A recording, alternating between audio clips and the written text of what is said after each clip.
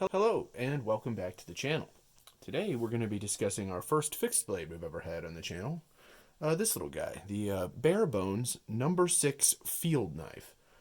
This is an interesting knife in that it's relatively available, it's relatively inexpensive, and it's actually pretty decent. So first, let's discuss, what we've got going on here. So we have a nice 6-inch blade, as they call it, but I measured it. It's more like 5.8 inches. We've got a nice black coating, which, as you can see, this knife has been put through its paces a bit, but the coating is still mostly there. We've got a walnut wood handle. It's, decently sized. The stock thickness here, we have 0.17 inches. I measured that a little bit earlier. So slightly bigger than something like your standard paramilitary 2 folding knife. Just a little thicker than that, you can see, but not a lot. And so, it's a pretty decent knife, and we're going to discuss, some of the benefits of it, some of the things that are not so good, and hopefully we can come to a good verdict on it. So, first things first, this thing was only $60. I bought it at REI for $60. You can probably find it somewhere else cheaper, I'm assuming, because REI is not usually the least expensive place in the world. But, that's in itself a pretty nice thing for a pretty decent sized fixed blade knife that doesn't look like crap, and isn't made like crap. A lot of the times you get a fixed blade knife. Fixed blade knives are expensive. I don't know how much time you guys spend on knife websites, probably something similar to me if you're watching this video. You know that like a pretty high quality knife is, especially these fixed blade knives, they can get really expensive. And so to have one here for, $60, that's a pretty good thing. Next thing, this knife actually came really sharp from the factory, hair shavingly sharp, and even today, let's find out. I mean, it's still cutting hairs. Despite I've not sharpened it, I've not touched up the blade, and I've used the crap out of it. So, it's came really sharp, and it's still really sharp. The grind on this knife is actually also surprisingly good for a cheap knife. I mean, it's a full flat grind, and it's really relatively thin behind the edge. I don't know if we can get that all the way, but really thin behind the edge.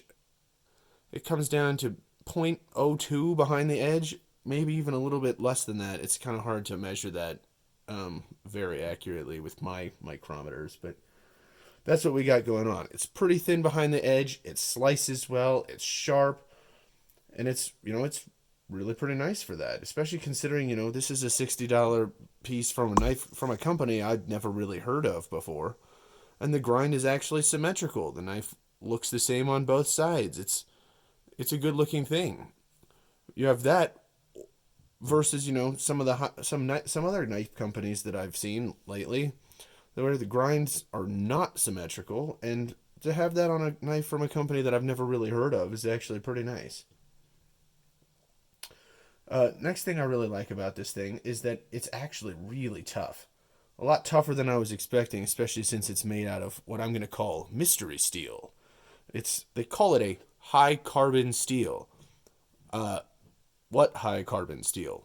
I don't know. Do you know? Because I don't know. But it's high carbon steel, and it's got this black coating, which is not like, I don't know, maybe it's a similar thing to like a DLC coating, but it's not an actual DLC coating. But it's a pretty nice, it's pretty nice. It's pretty well done, and it's tough because I've beaten the absolute piss out of this thing. I slammed it through some sticks that it had no business going through. I batoned the crap out of it. I mean, I've beaten it up. There's some marks on the edge you might be able to see there, but honestly, that's because I was batoning wood on top of concrete, which I don't recommend, by the way.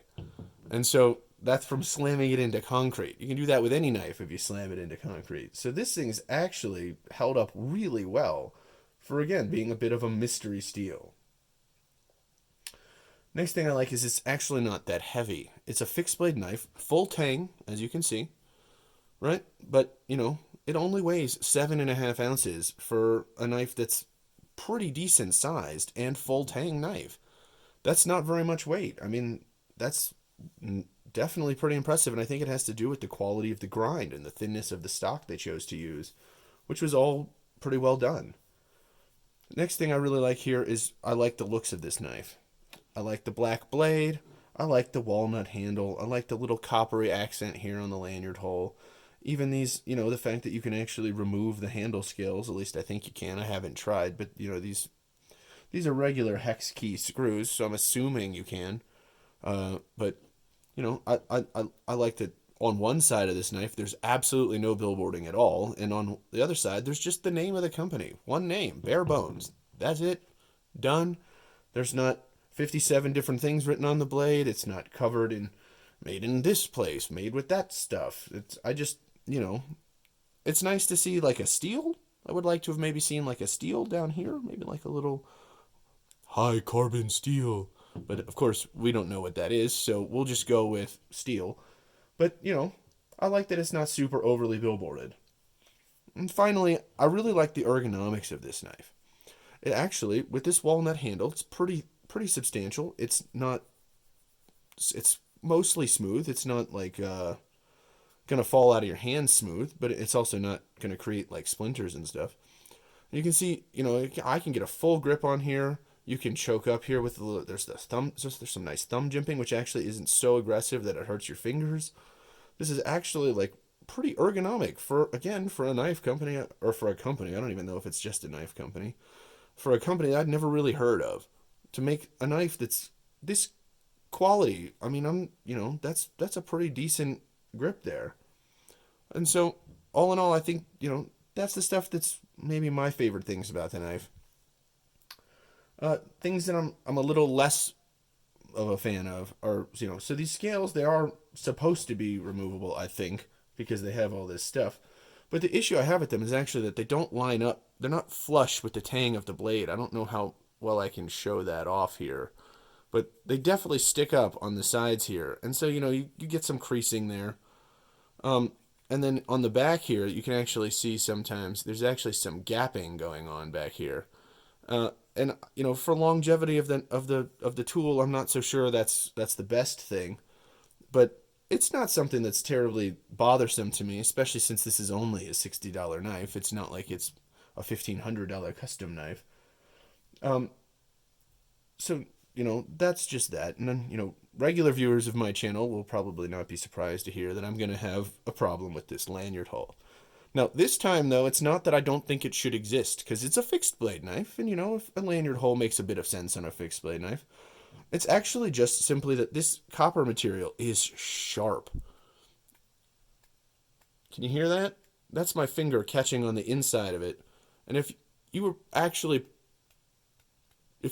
put a lanyard through there and just left it as it is, you'd probably just slice your lanyard up. And then you'd have to put a new one in, and then you'd have to fix that one too after that one got cut by the lanyard hole. So I think the biggest issue I have with this is actually just, why didn't they just take like maybe 10 seconds with a quick little file and just like a round file and file that down?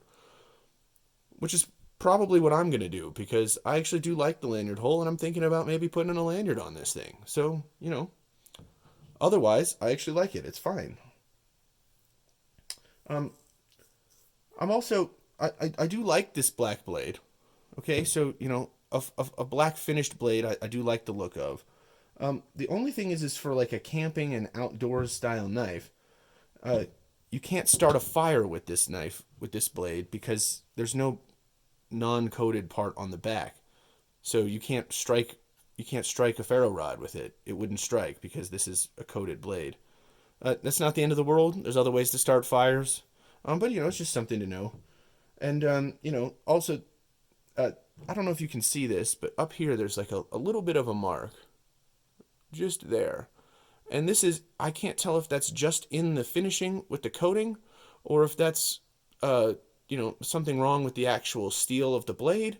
I don't know, but, a coated blade frequently, can hide some, let's call them, unniceties underneath the coating. And since we don't know, I'm just going to assume that it's okay, because I've beaten this thing up and it's fine. But it's just, not necessarily my favorite thing with the coated blade is the ability for stuff like that to get through. So finally we get to the only thing I really, really, really don't like about this knife. And frankly, it's not even the knife itself. I think this knife is actually pretty high quality for, again, $60. The thing I don't like is the sheath. This thing mostly sucks. In fact, is almost completely garbage. I actually like one thing about it, which is that this sheath right here has like a clip that you can actually slide down over the waistband of your pants. You don't actually need to wear a belt in order to carry this knife. That, I think, is pretty good, because not everybody wears a belt all the time. I spend most of my time in some sort of like athletic pants or shorts or something like that, and I don't always have a belt on. So it's nice that if I wanted to wear something like that, I could still have a sheath, and that would be great, except for the rest of this sheath kind of sucks. It's made of this, I don't even know what this material is, but it feels sort of canvasy.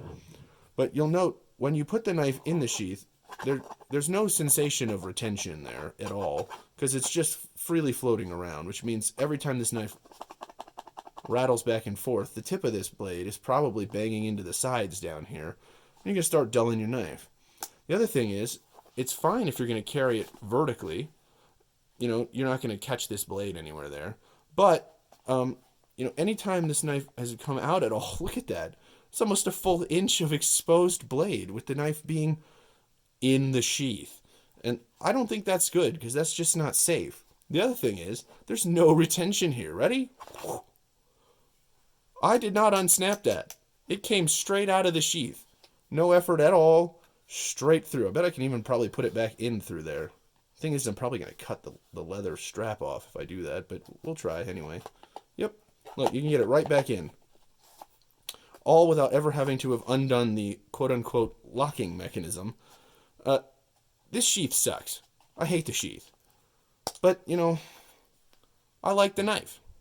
So I guess, my main final verdict, I guess, and, would I recommend this to somebody, is I like the knife. I do. And if you are capable of either making your own leather sheath for it, or finding a way to repair this piece of crap so that it would actually hold the knife more securely, which is something I'm considering seeing if I can do, I would say this is a good knife. It's definitely, it's a solid camping knife. I've batoned wood with it. I've feathered sticks with it. It cuts paper. Again, you can shave with it. It's a pretty good camping knife. And I think that's what it's best used for. I wouldn't say this is an everyday carry kind of knife. It's definitely too long for that. But, it's definitely, I would say this is a good camping knife. And so that's what I would use it for. So I would say I'd recommend this to somebody who needs a camping knife and doesn't want to spend hundreds of dollars on something made of 3V or something like that. So that's going to be my take on that. So you let me know what you guys think down in the comments. And I will see you guys next time. Bye-bye.